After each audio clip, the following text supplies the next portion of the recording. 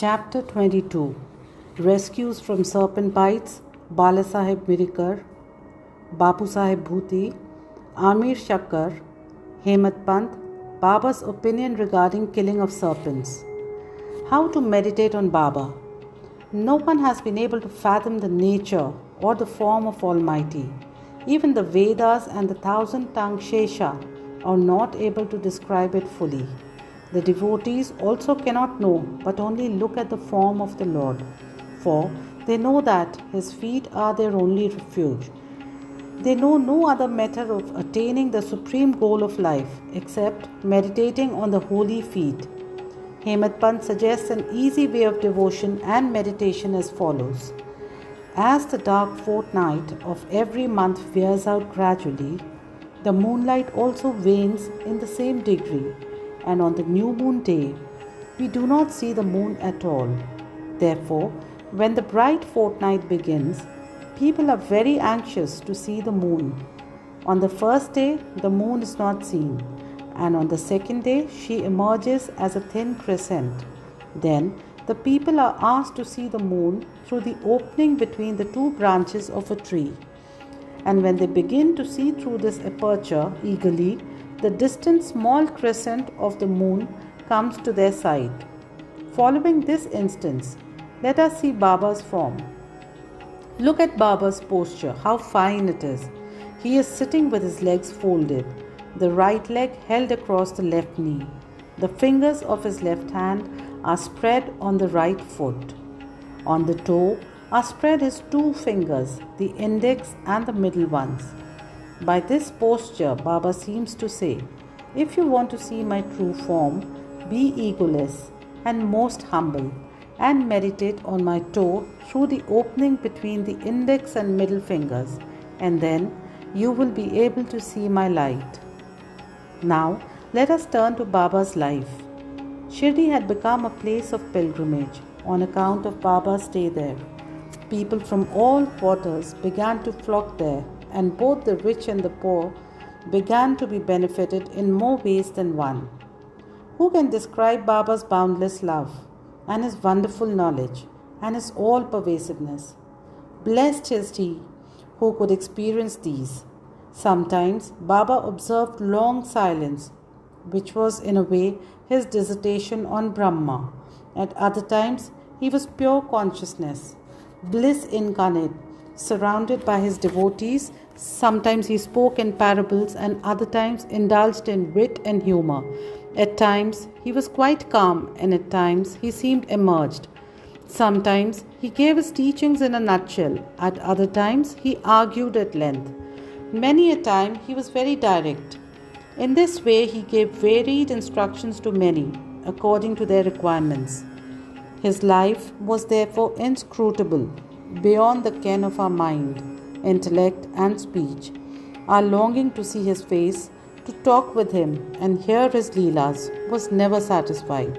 Still, we were overflowing with joy. We can gauge the showers of rain, capture the wind in a leather bag. But who can measure his leelas? Now, we deal here with one aspect of him, viz., how he anticipated or forestalled the calamities of his devotees and warned them in time. Balasaheb Mirikar. Balasaheb Mirikar, son of Sardar Kakasaheb Mirikar, was Mamlatdar of Kopargaon. He was going on tour to Chitali. On the way, he came to Shirdi to see Sai Baba. When he went to the masjid and prostrated himself before Baba, the usual conversation regarding health and other matters commenced when Baba sounded a note of warning. Do you know our 𝙒𝙗𝙗𝙗? As Balasaheb did not understand, he kept quiet. Baba continued, this is our 𝙒𝙗𝙗𝙗, where you are sitting. She wards off all dangers and anxieties of the children who sit on her lap. This Masjid Mai is very merciful. She is the merciful mother of the simple devotees, whom she will save in calamities. Once a person sits on her lap, all his troubles are over. He who rests in her shade gets bliss. Then Baba gave him udi and placed his hand on his head. When Balasaheb was about to depart, he again said, Do you know the Lamba Baba, that is serpent? and then, closing the left fist, he brought it under the right elbow and moving his left arm like the hood of a serpent, said, "He is so terrible, but what can he do to the children of Dwarkamai? When the Dwarkamai protects, what can the serpent do?" All who were present there were curious to know the meaning of all this and its reference to Mirikar, but none had the courage to ask Baba about this. Then Bala Sahib saluted Baba and left the masjid with Shama. Baba called Shama back and asked him to accompany Bala Sahib and enjoy the Chitali trip. Shama came to Bala Sahib and told him that he would go with him according to Baba's wish. Bala Sahib replied that he need not come as it would be inconvenient.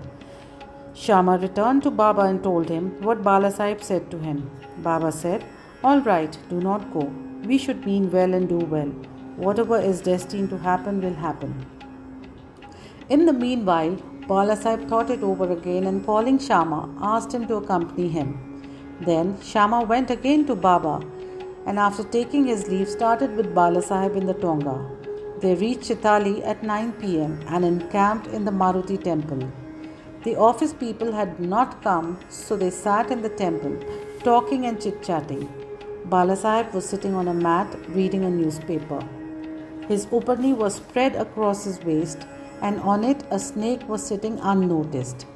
It began to move with a hissing sound, which was heard by the peon. He brought a lantern, saw the snake and raised an alarm. "Serpent! Serpent!" Bala Sahib was frightened and began to quiver. Shama was also stunned. Then he and others moved quietly and took sticks and clubs in their hands. The snake slowly came down the waist and moved away from Bala Sahib, and it was immediately done to death. Thus his calamity, which was prophesied by Baba, was averted and Baba's devotion in Baba was confirmed. Bapu Sahib Bhuti. A great astrologer named Nana Sahib Dengle told Bapu Sahib Bhuti, who was then in Shirdi, "Today is an inauspicious day for you. There is danger to your life." This made Bapu Sahib restless. When they as usual came to the masjid, Baba said to Bapu Sahib, "What does this Nana say? He foretells death for you? Well, you need not be afraid. Tell him, let us see how death kills." Then, later in the evening, Bapu Sahib went to his privy for easing himself, where he saw a snake. His servant saw it and lifted a stone to strike at it. Bapu Sahib asked him to get a big stick. But before the servant returned with the stick, the snake was seen moving away and soon disappeared. Bapu Sahib remembered Baba's words of fearlessness. Amir Shakkar. Amir Shakkar was a native of the village Korhale in Kopargaon Taluka. He belonged to the butcher caste. He worked as a commission agent in Bandra and was well known there. He once suffered from rheumatism, which gave him much pain. He then remembered Allah, left his business and went to Shirdi and prayed to Baba to relieve him from his malady. Baba then stationed him in the Chavri. The Chavri was then a damp, unhealthy place, unfit for such a patient. Any other place in the village or Korhale itself would have been better for Amir, but Baba's word was the command, the chief medicine. Baba did not allow him to come to the masjid, but fixed him in the Chavri every morning and evening. Every alternate day, Baba went to the Chavri in a procession and slept there. So, Amir got Baba's contact very often. Amir stayed there for full 9 months and then he got a disgust for the place. So one night he stealthily left the place and came to Kopargaon and stayed in a dharamshala. There he saw an old dying fakir who asked him for water. Amir brought it and gave it to him. As soon as he drank it, he passed away. Now Amir was in a fix. He thought that if he went and informed the authorities, he would be held responsible for the death, as he was the first and sole informant and knew something about it. He repented for his action, that is, leaving Shirdi without Baba's permission, and prayed to Baba. He then determined to return to Shirdi, and same night he retreated, remembering and muttering Baba's name all the way, and reached Shirdi before daybreak and became free from anxiety. Then he lived in Chavri in perfect accordance with Baba's wishes and orders and got himself cured. One night it so happened that Baba cried at midnight, "Oh Abdul, some devilish creature is dashing against the side of my bed." Abdul came with a lantern, examined Baba's bed but found nothing. Baba asked him to examine carefully all the place and began to strike the ground with his satka. Seeing this leela of Baba, Amir thought that Baba might have suspected some serpent there. Amir could know by close contact with Baba the meaning of his words and actions. Baba then saw near Amir's cushion something moving. He asked Abdul to bring in the light, and when he brought it, he saw the serpent coiled up there, moving its head up and down. Thereupon the serpent was immediately beaten to death. Thus, Baba gave timely warning and saved Amir's life. 𝙒𝙗𝙬𝙬𝙬, Scorpion and Serpent. At Baba's recommendation, 𝙒𝙬𝙬𝙬 was daily reading the two works of Shri Eknath Maharaj, that is Bhagavad and Bhavartha, Ramayana, and 𝙒𝙗𝙬𝙬 had the good fortune to be one of the audience when the reading of the works was going on. Once, when a portion from the Ramayana relating to Hanuman's testing Rama's greatness according to his mother's instruction was being read, all the listeners were spellbound. 𝙒𝙗𝙬𝙬 was one of them. A big scorpion jumped and sat on the right shoulder of 𝙒𝙗𝙬𝙬 on his upper knee.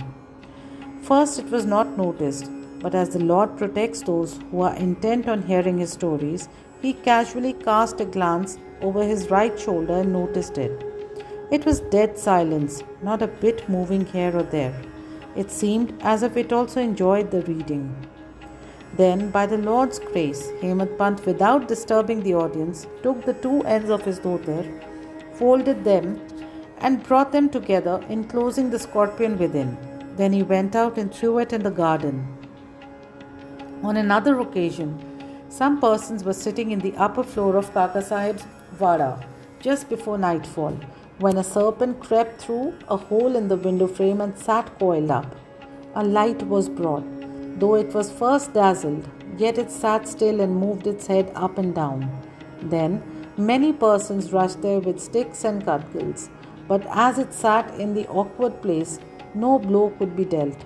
But hearing the noises of men, the serpent went out hastily through the same hole. Then all the persons present there felt relieved. Baba's opinion. One devotee named Muktaram then said that it was good that poor creature escaped. 𝙒𝙗𝙬𝙬 challenged him, saying that the serpents should better be killed. There was a lot of hot discussion between them, the former contending that serpents and such creatures should not be killed, the latter that they should be.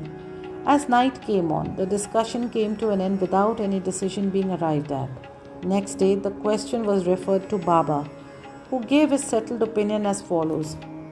God lives in all beings and creatures, whether they be serpents or scorpions. He is the great wire puller of the world, and all beings, serpents, scorpions, etc., obey his command. Unless he wills it, nobody can do any harm to others. The world is all dependent on him, and no one is independent. So we should take pity and love all creatures, leave off killings and be patient. The Lord is the protector of all.